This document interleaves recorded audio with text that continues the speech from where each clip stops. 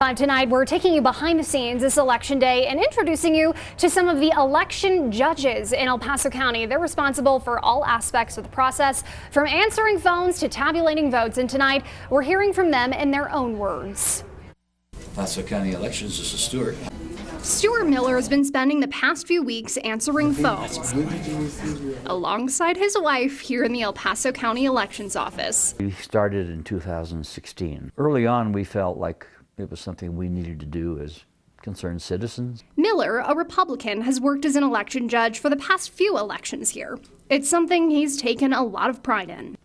I feel like we're part of the process and contributing, and it's a good feeling. But never expected myself to become so involved. For Alan Rainville, a Democrat, when he moved to Colorado in 2015, as a retired firefighter, he wanted to find a way to get involved in the community.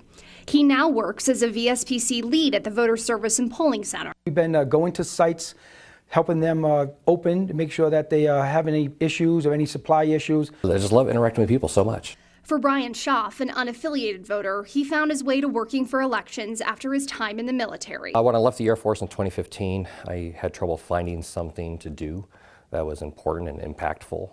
So I sought out the county and volunteered to be a registration judge. He's now helping out overseeing voter centers. I see all the stuff behind the scenes. For him, working with a first-time voter is one of the most rewarding parts of the job. We all tend to point them out, everyone applauds for them, and they get excited. It takes about 600 to 700 election judges to run an election like the November midterm. The process starts early in the year when political parties caucus. There, they can gather lists of people who are interested and send it to the county. But there's usually a need for more, and the county will reach out to the public. Some jobs last for several weeks. Other jobs are just for one day. Well, the elections seem to be getting more robust. For Rainville, part of the reason he's returned as a judge is because of an increase in misinformation and disinformation surrounding elections. There's a lot of activity going on in elections, and we have people who are doubting the elections, and I believe in the elections. I believe the elections are safe, secure, transparent. It's something his fellow election judges have also noticed and work to educate people around them about how elections work. I would encourage people, get off of social media and actually come to the source. Get your real information from elections.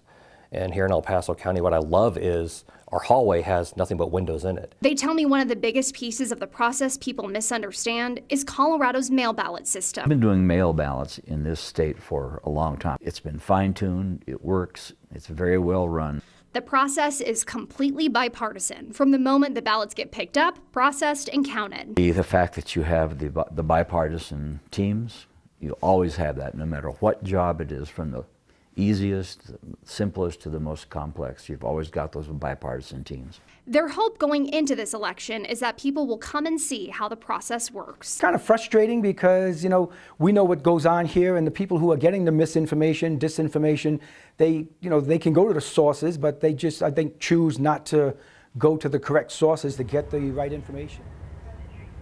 And that bipartisan piece they were talking about is something election judges tell me so many people are surprised to learn as they work to educate people about our election process here in the county. Mike?